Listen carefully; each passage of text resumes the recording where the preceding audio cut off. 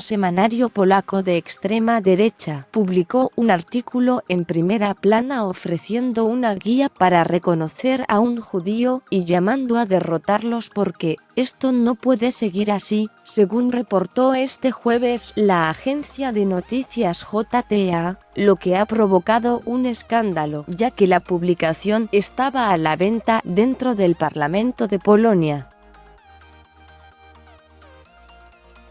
Se trata de Tylko Polska, solo Polonia, una publicación semanal que tiene distribución en todo el país y defiende numerosas causas antisemitas y ultraderechistas.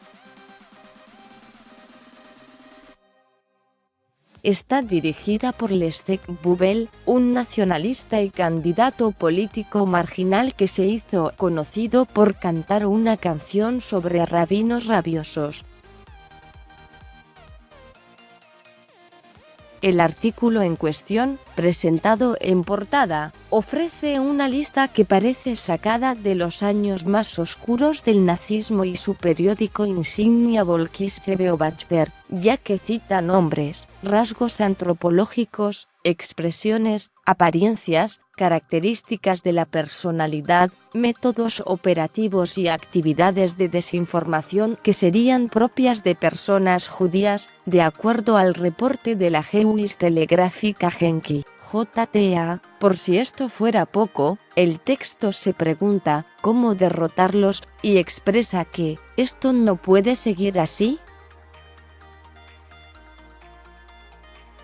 Además de este agresivo artículo, la actual edición de Tylko Polska que salió a las calles el miércoles presenta un texto sobre el ataque a Polonia en la Conferencia de París, en referencia a una conferencia de estudios sobre el Holocausto realizada el mes pasado, a la que ultranacionalistas acusaron de ser antipolaca.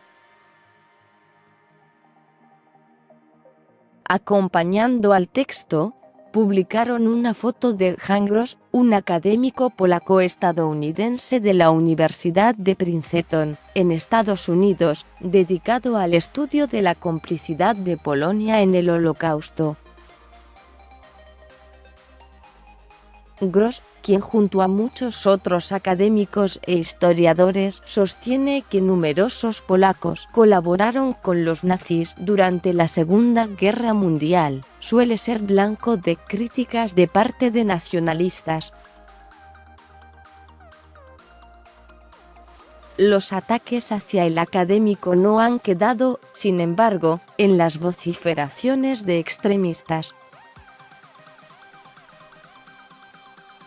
El Partido Nacionalista y Conservador Ley y Justicia, PiS, actualmente en el poder, consideró en 2016 retirarle la Orden del Mérito de la República de Polonia que se le otorgó en 1996, aunque luego desistió. De hecho, el PiS del primer ministro Mateusz Morawiecki ha encarado numerosos ataques contra quienes apenas hablen del colaboracionismo polaco con las tropas de ocupación nazi entre 1939 y 1945. Y el año pasado se aprobó una polémica ley para penar con multas y hasta 3 años de prisión a quienes, contrariamente a los hechos, sostengan públicamente que el país tuvo un rol en el Holocausto, según explicó el gobierno de Varsovia en aquel entonces. Específicamente, el gobierno se ha puesto detrás de la campaña para prohibir el uso del término campo de exterminio polaco para referirse a las instalaciones montadas por los nazis en Polonia, como Auschwitz-Birkenau y Treblinka, y enjuiciar a quienes lo utilicen.